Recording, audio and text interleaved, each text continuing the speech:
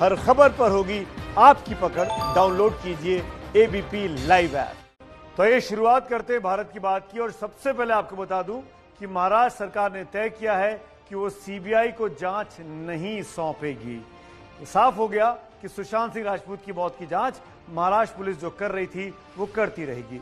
तो बात यही कि अभिनेता सुशांत सिंह राजपूत के मौत के मामले में जो पिता ने पटना में एफआईआर दर्ज कराई और जिस तरह अपना जो दर्द बयान किया, उसने पूरे मामले को एक चेहरे के इर्द गिर्द केंद्रित कर दिया है। क्योंकि सुशांत की गर्लफ्रेंड रिया चक्रवर्ती पर पिता ने आत्महत्या के लिए उकसाने से लेकर धोखाधड़ी, जालसाजी तक के आरोप लगाए हैं और पूछा है कि उनके चहकते मुस्कुराते बेटे की मानसिक हालत आखिर खराब कैसे हुई। बात काले जादू तक की होने लगी है।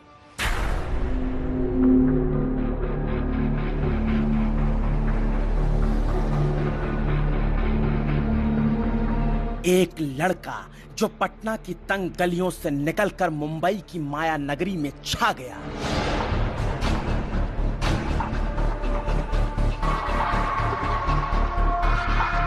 एक लड़का जो अपनी अदाकारी से बॉलीवुड के तमाम आडंबरों को धराशायी करता चला गया।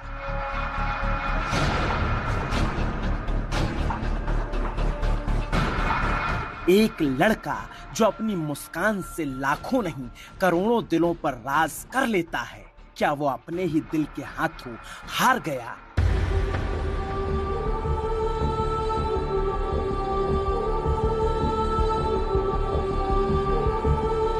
जिससे उसने बेपनाह मोहब्बत की, क्या उसी ने उसको मार दिया?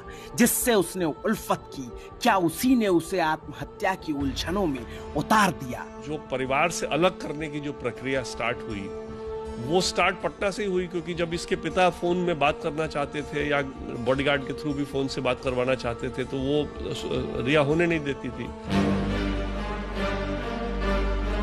मतलब साफ है कि सुशांत की आत्महत्या और मौत का सीधा आरोप उनकी गर्लफ्रेंड और अभिनेत्री रिया चक्रवर्ती पर परिवार और वकील के द्वारा लगाया गया है। और इस पर सुशांत के पिता कृष्ण किशोर सिंह ने पटना में दर्ज कराई गई एफआईआर में जो लिखा, जो पिता ने कहा, वो वाकई गंभीर है। रिया चक्रवर्ती और उनके रिश्तेदारों के लिए सवालों के तीर है। क्योंकि सुशांत के पिता ने आरोप लगाया है कि उनके हंसते मुस्कुराते बेटे को कोई दिमागी बीमारी तब तक नहीं थी जब तक रिया चक्रवर्ती उनकी जिंदगी में नहीं आई थी। एफआईआर के लिए दी गई शिकायत में साफ साफ लिखा है, साल 2019 से पहले जब मेरे बेटे सुशांत सिंह को कोई भी दिमागी परेशानी नहीं थी, तो रिया के संपर्क में आने के बाद अचानक से क्या हुआ कि सुशांत सिंह को दिमागी रूप से एकदम परेशानी हो गई। और एफआईआर में लिखी गई इस बात से कई सवालों ने जन्म ले लिया और सवाल उठने लगे कि क्या सुशांत को काबू में करने के लिए उनके ऊपर बंगाल के काले जादू का इस्तेमाल किया गया।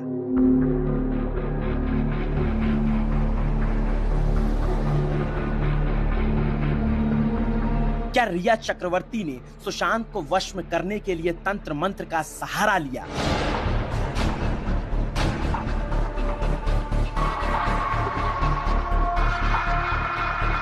क्या डॉक्टरों के साथ सुशांत को पागल बनाने की साजिश रची गई?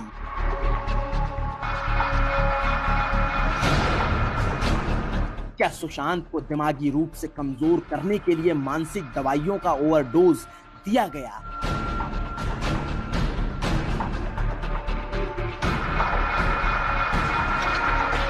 और आखिरी और सबसे अहम सवाल कि क्या सुशांत को उनकी गर्लफ्रेंड रिया चक्रवर्ती ने ब्लैकमेल कर आत्महत्या करने के लिए मजबूर किया? एक मेंटली एक आदमी को कंट्रोल करने का जो एक साजिश था और उसको परिवार से अलग करने का जो साजिश था, उस साजिश के तहत ही सुसाइड हुआ। नहीं तो अगर वो परिवार के साथ अगर जुड़ा रहता और एक उसके बेचारे की माँ रहती तो शायद उसके बावजूद भी वो सब कुछ छोड़ छाड़ के लगी रहती। तो एक माँ नहीं रही या पिता जो है, वृद्ध पिता वहाँ पटना में थे और उनसे अलग कर दिया गया परिवार से, तो इसलिए वो उसको कंट्रोल कर सकी मेंटली और कंट्रोल करके फिर इस दिशा में ले जा सकी जहाँ पर कि उसका अंजाम है। और ऐसे में जब मुंबई पुलिस अलग अलग लोगों से पूछताछ कर रही थी, अलग अलग एंगल को खंगाल रही थी, तभी सुशांत के परिवार का सीधा आरोप रिया चक्रवर्ती और उनके परिजनों के ऊपर लगा, जिससे केस में नया मोड़ आ गया है। और पटना पुलिस को दी गई शिकायत में भी सुशांत के पिता ने यही कहा कि मेरा बेटा सुशांत मई 2019 तक अभिनय जगत की बुलंदियों पर था। इस दौरान रिया चक्रवर्ती नाम की एक लड़की अपने परिजनों और अन्य के साथ एक सोची समझी साजिश के तहत मेरे बेटे सुशांत सिंह से जान पहचान बढ़ाने लग गई, जिससे वो सुशांत सिंह के अच्छे संपर्कों का फायदा उठाकर अपने आप को अभिनय जगत में स्थापित कर पाए और सुशांत सिंह के करोड़ों रुपयों पर अपना हाथ साफ कर पाए। इसी षड्यंत्र के चलते रिया व उनके परिजन इंद्रजीत चक्रवर्ती, संध्या चक्रवर्ती, शोविक चक्रवर्ती ने मेरे बेटे से काफी नजदीकियां बढ़ा ली और वे सभी मेरे बेटे के हर मामले में दखल देने लग गए। यानी पिता का इशारा यही है कि जानबूझकर पहले सुशांत को प्यार के जाल में फंसाया गया, फिर घर से दूरी उनके दिल में बनाया गया और ऐसा कर धीरे धीरे उन्हें मौत के मुंह तक पहुंचाया गया। क्योंकि पिता कृष्ण किशोर आगे लिखते हैं, मेरा बेटा जहां रह रहा था वो घर ये कहकर छुड़वा दिया गया कि इस घर में भूत प्रेत है और उसका प्रभाव मेरे बेटे के दिमाग पर हो गया है। और वहां से मेरे बेटे को मुंबई एयरपोर्ट के नजदीक एक रिसोर्ट में ले जाकर ठहराया गया, जहां पर रिया और उसके परिजन मेरे बेटे के साथ रह रहे थे। लगातार मेरे बेटे से सभी ने बार बार कहा कि तुम बहकी बहकी बात करते हो, तुम्हारे दिमाग में कोई प्रभाव या कोई दिक्कत है, इसलिए किसी अच्छे डॉक्टर से तुम्हारा इलाज शुरू कराते हैं। मतलब साफ है कि पिता समेत पूरे परिवार का आरोप यही है कि उनके बेटे सुशांत सिंह राजपूत को पहले भूत प्रेत का डर दिखाया गया, साजिशन उनकी मानसिक हालत को खराब बताया गया और फिर सुशांत को ऐसे अंदर ही अंदर से खोखला कर दिया गया। जो शुरू से लोग देखा है, ये जो चीजें अब उसके सुशांत के डेथ के बाद सामने आ रही है, तो ये कहीं न कहीं हर चीजों पे शक पैदा करता है कि किस तरह से उसका मिलना जुलना रहा है, कैसे कंपनी बनाना रहा है, कंपनी में कैसे पैसा ट्रांसफर करना रहा है, डॉक्टर के साथ भी जो उसका सेटिंग टाइप से रहा है कि डॉक्टरों का उसके ट्रीटमेंट का, तो हर जगह वो कहीं न कहीं हर चीजों को चेंज करके या कुछ ऐसा महसूस हो रहा है कि कुछ साजिश उसका लंबे समय से चल रहा था कि इसको देखिए, ऐसा कुछ अभी हम लोग के पास जिक्र नहीं हुआ, तो हो सकता है कि चाचा के पास जिक्र हुआ हो, हमें मालूम नहीं है, लेकिन कहीं न कहीं ये चीजें सामने आ रही है कि रिया एक प्री प्लान्ड वे में कुछ साजिश किया है। जो चीजें अब सामने आ रही है, तो ये सारा कुछ तो देखने का चीज है, पुलिस देखे और उसके बाद उस पर कार्रवाई करे। परिवार वाले जिस रिया चक्रवर्ती पर आरोप लगा रहे हैं वो खुद को सुशांत की गर्लफ्रेंड बता चुकी हैं और उनकी आत्महत्या के मामले में सीबीआई जांच की भी मांग कर चुकी हैं। मगर परिवार कहता है ये सब कुछ रिया चक्रवर्ती का ही किया धरा है, क्योंकि इस पर पिता ने जो लिखा जो कहा वो वाकई काफी गंभीर है। पिता लिखते हैं, रिया मेरे बेटे सुशांत सिंह को इलाज के बहाने अपने घर मुंबई में ही लेकर गई। वहां उसे ओवरडोज दवाइयां दी गई। उस टाइम रिया ने सबको बताया कि सुशांत को डेंगू हुआ था, जबकि सुशांत को डेंगू कभी हुआ ही नहीं था। इसी दौरान रिया व उसके परिजनों ने सुशांत की सब चीजों को कब्जे में ले लिया। परिवार से सुशांत की बातें बहुत कम हो गई। सुशांत का फोन रिया और उसके परिजन अपने पास रखते थे। रिया जो फिल्मों के ऑफर सुशांत को आ रहे थे उसमें यह शर्त रखती थी कि अगर मुझे फिल्म में सुशांत के साथ मुख्य हीरोइन के तौर पर लेंगे तभी सुशांत फिल्म साइन करेगा। सुशांत के सारे विश्वास पात्र कर्मचारी रिया ने बदल दिए थे और उसकी जगह अपने नजदीकियों को नौकरी पर रख लिए। सारे क्रेडिट कार्ड्स, बैंक खाते रिया व उसके परिजनों के कंट्रोल में थे। सुशांत को परिवार से बिल्कुल काट दिया गया।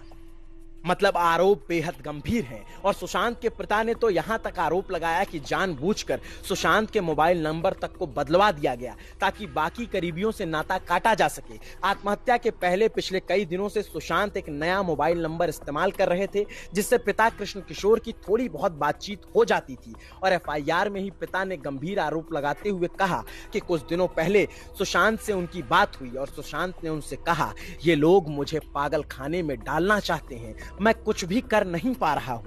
कहानी तूने शुरू की है, खत्म हम सब साथ में मिलकर करेंगे।